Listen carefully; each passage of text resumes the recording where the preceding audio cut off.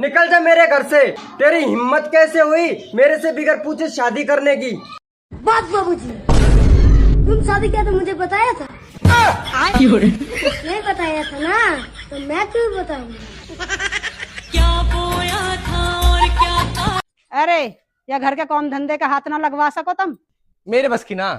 भगवान तारे जैसी औलाद तो काई न दे।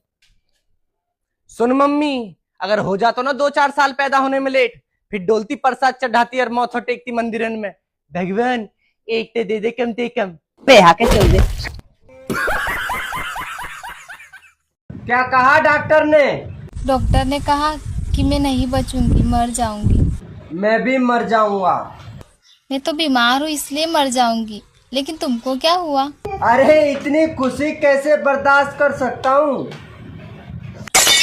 तड़प तड़प के इस दिल से आह निकलती रही। बच्चों अगर तुम पढ़ोगे लिखोगे ना तो अच्छी अच्छी गाड़ियों में घूमोगे। तो फिर मैडम जी आप ऑटो से क्यों आती हो फिर?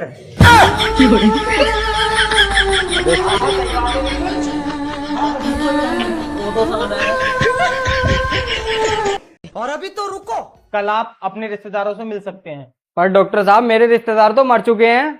हाँ हाँ मुझे पता है।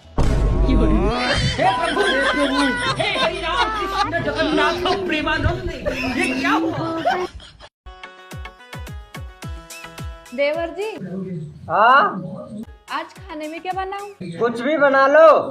आपको क्या पसंद है? आपकी बहन।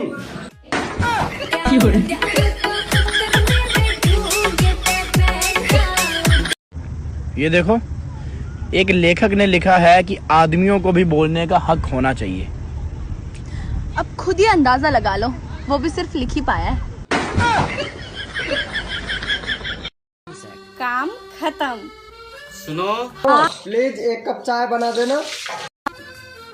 इतनी रात को चाय कौन पीता? प्लीज यार बना दो।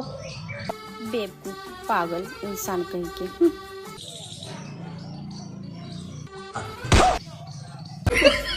चाय बना रही हो ना, चाय बना रही हो ना, देखो देखो।